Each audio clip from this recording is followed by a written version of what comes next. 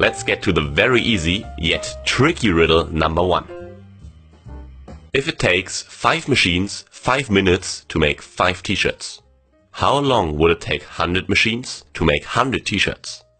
You can always pause the video to have more time to think.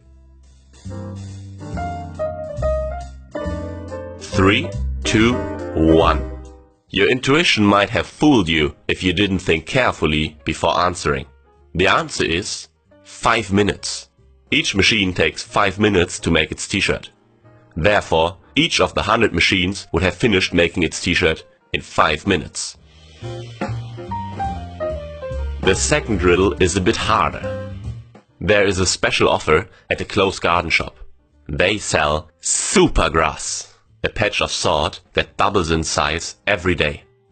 Peter is excited about that offer and figures that his garden is big enough that if he buys 1 patch, it will cover his garden in 10 days, because each day it doubles in size.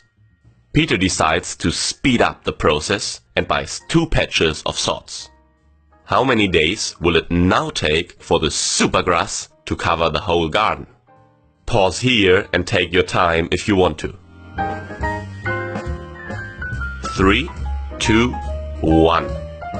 To cover the garden with 2 patches will take only 1 day less. If 1 patch covers the garden in 10 days, it covers half of the garden in 9 days. That means after 9 days, each of the patches has covered half of the garden.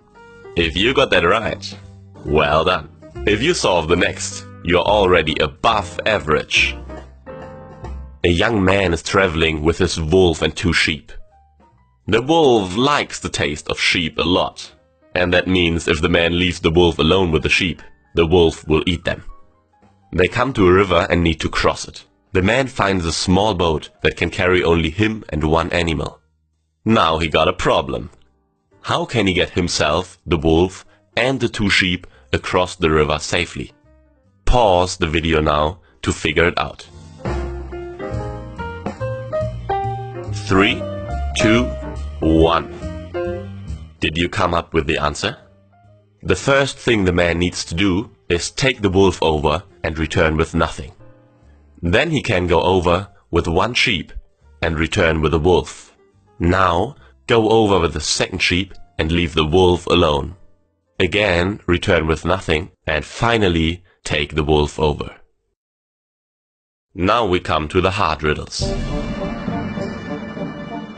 4 criminals agree to play a game in order to gain their freedom. The 4 criminals are lined up on some steps as shown in the picture. They are all facing in the same direction. A wall separates the 4th man from the other 3. To summarize, man 1 can see man 2 and 3. Man 2 can see man 3. Man 3 can see none of the others. And man 4 can also see none of the others. The criminals know that they are given 2 black hats and 2 white hats, but they initially don't know what color hat they are wearing. They are told to shout out the color of the hat they are wearing as soon as they know for certain what color it is. They are not allowed to turn around or move. They are not allowed to talk to each other, and they are not allowed to take their hats off either. Who's the first person that will definitely shout, and why? I guess you know what to do now if you need more time to think. 3, 2, 1. Man 2 is the first person who will definitely know his hat color. That's because man 1 can see man 2 and man 3. If they have the same hat color, he already knows the color of his own hat. But if man 2 and man 3 have different hat colors, man 1 is not able to tell his own hat color. Based on man 1's silence, man 2 is able to interpret that he and man 3 are wearing different hat colors. Now man 2 knows that he is wearing the color that man 3 doesn't wear, and he can shout out his hat color.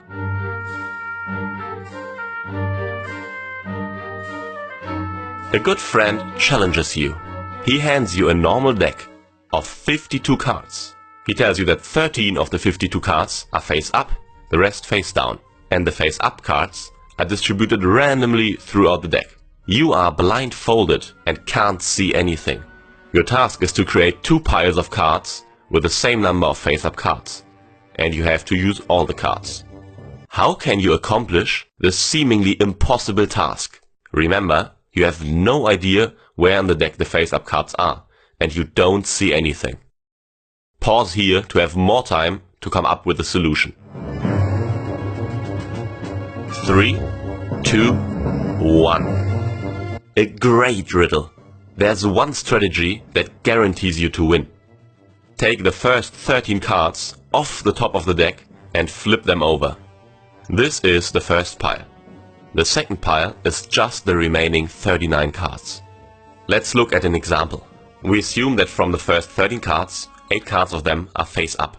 That means from the remaining 39 cards, 5 cards will be face up.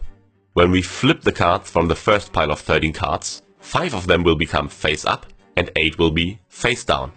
Another example, if only 3 of the 13 cards were face up, 10 from the remaining cards were face up.